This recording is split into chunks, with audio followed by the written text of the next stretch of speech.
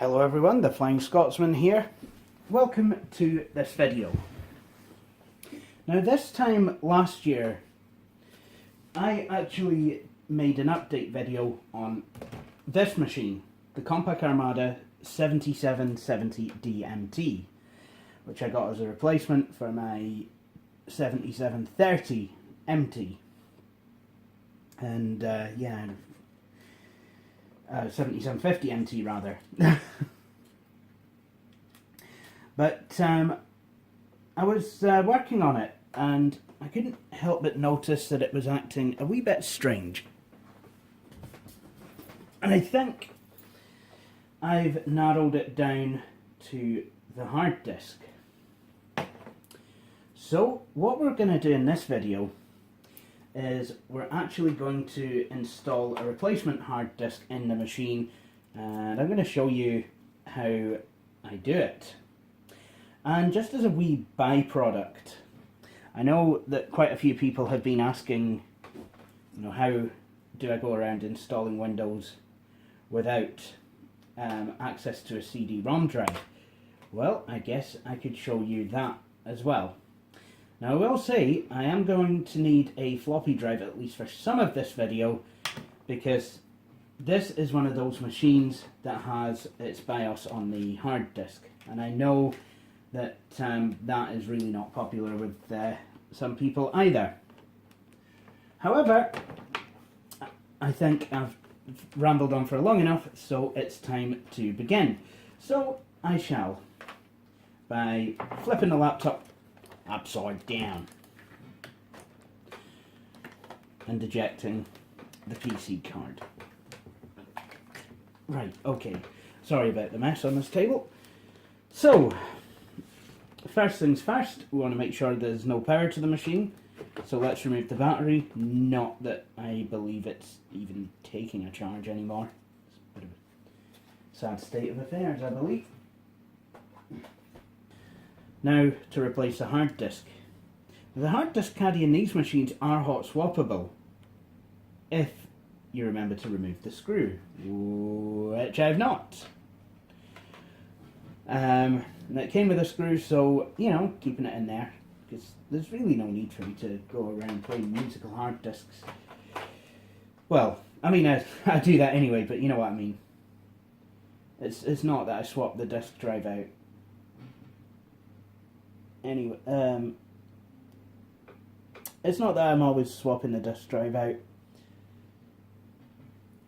but anyway, what I need is a Torx bit for my screwdriver, because it's a Compaq, therefore it uses Torx bits. So the screw is now loose and I just need to pull it out. Good. Now to eject the hard disk, I need to pull this latch and then pull the hard disk out like we've just done with the battery. Excellent. So this is the hard disk caddy, and what I can do is I can pull the metal tray out. And now we're actually going to be moving on to regular Phillips screwdrivers. Although I will have to remind Philip that these are mine, not his.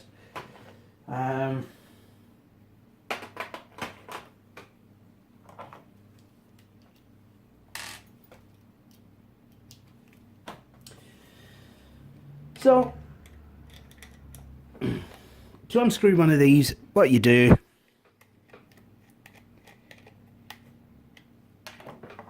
is there's two screws holding the lid on.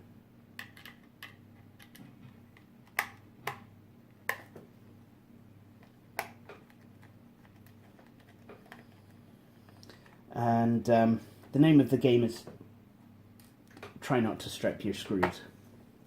After that, the lid kind of comes away like this, and then there's a wee, you've got to be careful because the back hooks in a wee bit, so make sure that that's straight before you start pulling it away. And then we find the hard disk inside here. Now we've still got a couple more screws to remove before we can actually get the hard disk out, and these screws are here. Well, I mean, I know there should be 4 screws, but on this one there isn't, so yeah. Yep, you have a screw here and a screw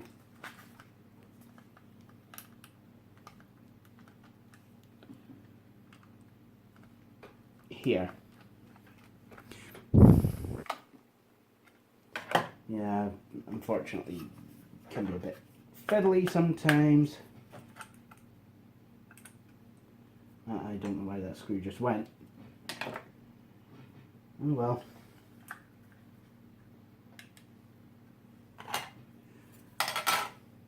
Okay, so now what we can do... Oh! There's where it went. Just kind of stayed in there. What we can do now is tip the hard disk out, and you'll find that it's connected to the docking connector. And so what we're going to do is we're just going to gently ease this off. And that's the old hard disk extricated. So I'll put that drive to one side, and I will pick this one up. And this drive is the one that we pulled out the Packard Bell. This is a Hitachi drive. So what I'm going to do here is put the new drive in where I took the old one out. Quite simply.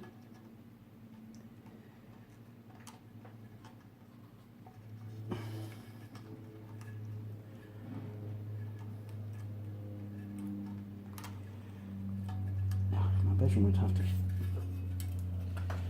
would have to start playing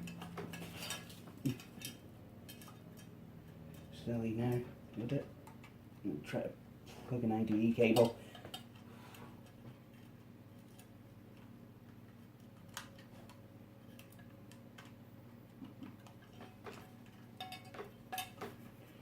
And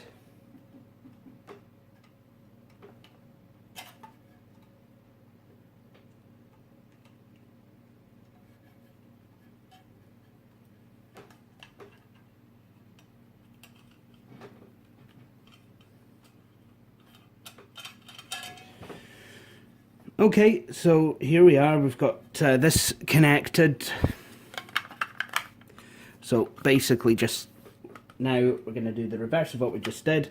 This hard disk is in the tray, and I want to screw it in at the bottom.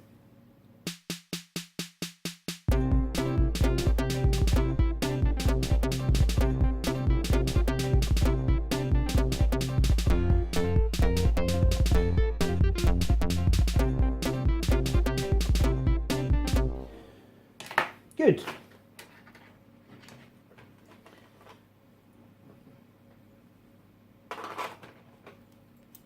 So that is the first part done. This computer now has a, well, I don't want to say shiny new hard disk, but it's got a different hard disk in it. Now I have been messing about with this, and you know, I am wondering if it's the computer's hard disk letting go, or you know, if the machine itself is letting go. I mean, that is a potential thing that could be happening. I mean, these machines are getting old, and some of these 7000 series Armadas are not the most reliable. And yeah, I do mean 7000. I mean, I've never had a 7300, but I have had a 7400, you know, and they've been not known to be the most reliable. I have had a 7750 MT. You know, 7750 MT was alright, but and I believe the 7730, but yeah, I mean, I have had some of these literally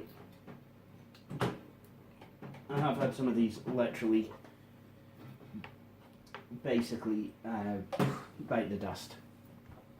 Bit of a shame. Anyway, okay, so I think we're about ready to power it on.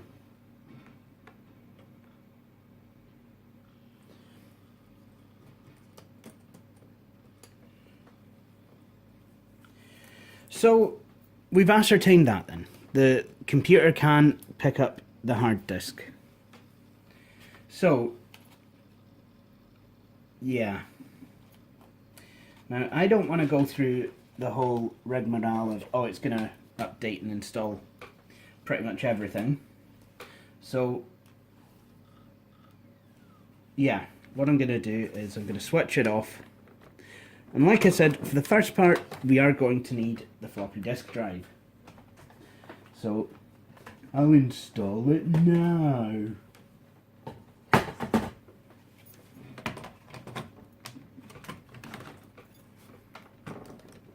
There we go. Yes, this is a black floppy drive, put in a white caddy and put in this white laptop. I know I'm basically doing the same trick that I do with white desktop computers. Yeah, oh yay, laugh it up, Billy Core. So what I'm going to do, as well as switch off the lights eventually, is first off I'm going to boot this system from a Windows 95 floppy disk.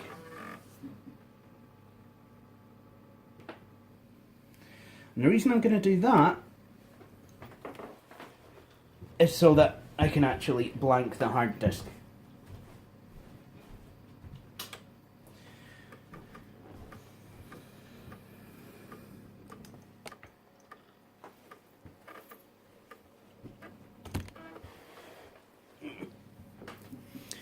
I'm going to need to turn the machine this way slightly. Anyway, so first thing that I want to do, boot without CD-ROM support.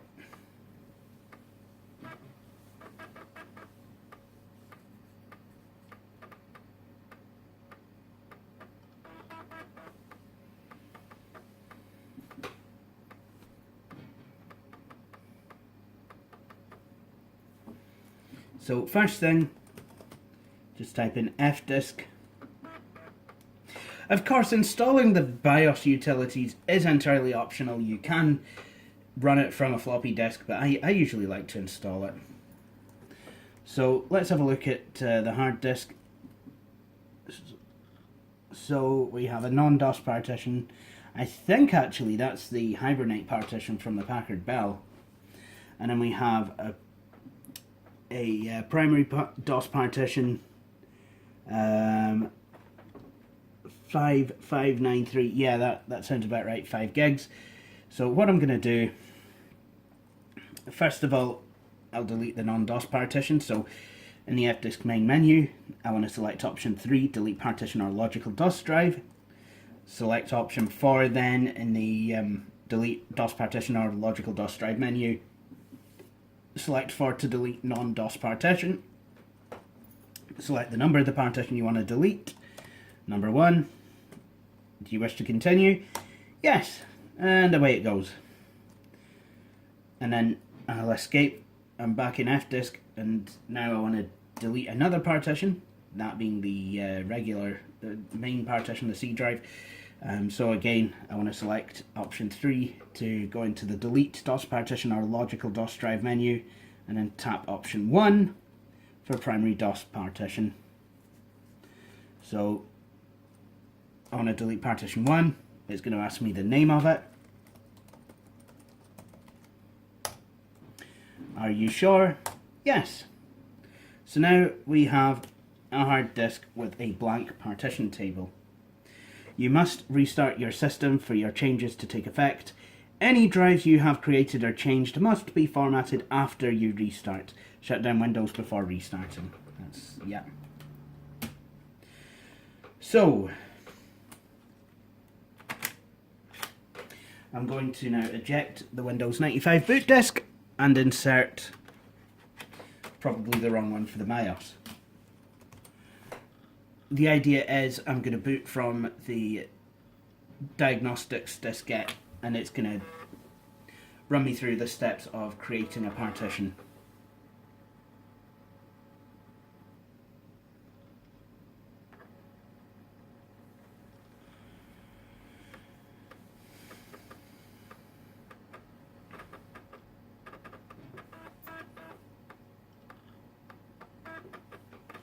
Oh, no, wrong one, wrong one, wrong one.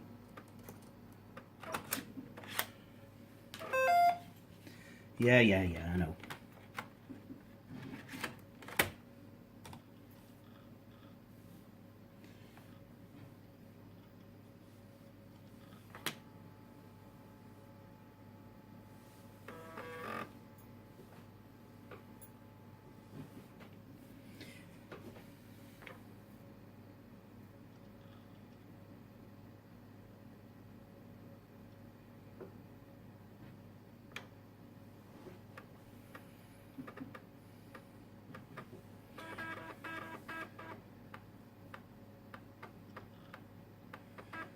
There we go. So now we are in the diagnostics diskette, and we get a wee dialog box here saying the hard drive does not have a diagnostics partition. It is strongly recommended that you allow this program to create a diagnostics partition and install the correct software into this partition. To create the diagnostics partition, you must have the diagnostics diskette and a setup diskette. Sure do. Please wait. Your system must now be rebooted in order to continue the installation process. Once the system has rebooted, the new diagnostics partition will be formatted and the files will be copied to the partition. Please ensure the diagnostics disk is inserted properly in drive A.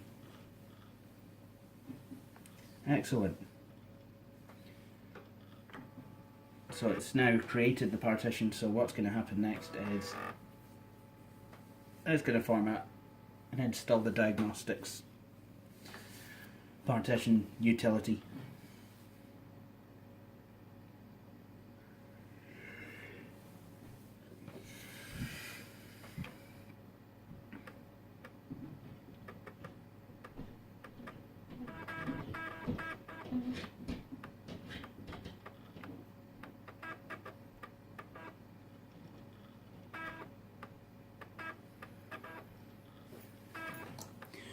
The diagnostics partition is now being formatted. To create or upgrade the diagnostics partition, you must have the diagnostic diskette and the setup diskette. The following prompts will ensure the proper diskettes are available. Okay. Please insert the setup disk. I think what it does is it copies the files from it as it's doing it.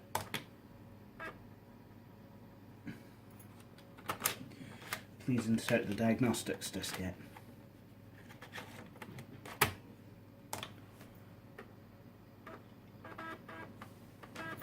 Copying files to the diagnostic partition. Well, isn't that nice?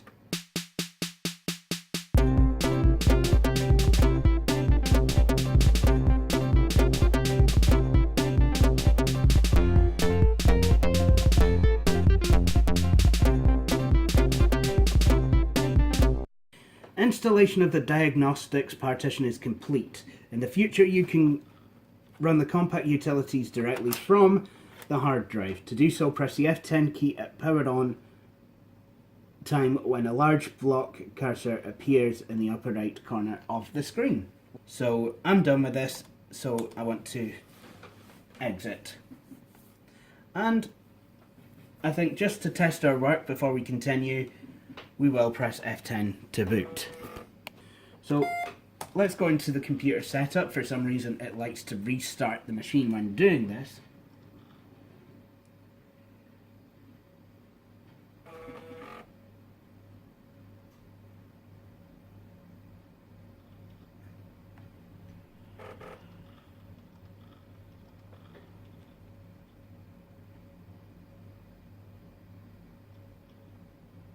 On. And there we go. Compaq System Information Armada 7770DM with Intel Pentium with MMX at processor 233. And it looks like it uses some kind of mini-win kind of kernel because it looks like it's running Windows 3.1 here. So again, you've got a lot of info, but now you can actually change stuff. So hibernation,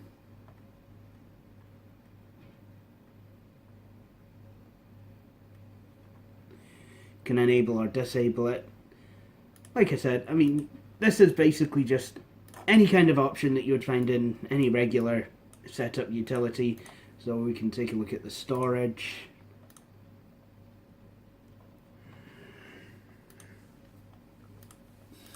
Hard drive, device type, multi-boot. So I think this is going to wrap it up for the first part of this video. So what we have done, just to summarise, is we've replaced the hard disk drive in this machine, and we've installed the diagnostics partition on it. Now in the next part, the next video, what I plan to do is show you how you could install Windows 95 without using a floppy drive. So for the next part of the video, I think this will go in there. Oh, so sad. At least until we get Windows installed. And instead, what we'll be using is this. So let's install it now. So, see you all in the next video. Thank you for watching this video. If you enjoyed it and would like to see more, please consider subscribing to the Flying Scotsman YouTube channel. If you're looking for more things The Flying Scotsman, you can also follow the Flying Scotsman YouTube channel Facebook page and follow me on Twitter. To see my latest video, click on the link within the browser window. In the meantime, thank you for watching, and please do feel free to join me for my next video. Cheery bye.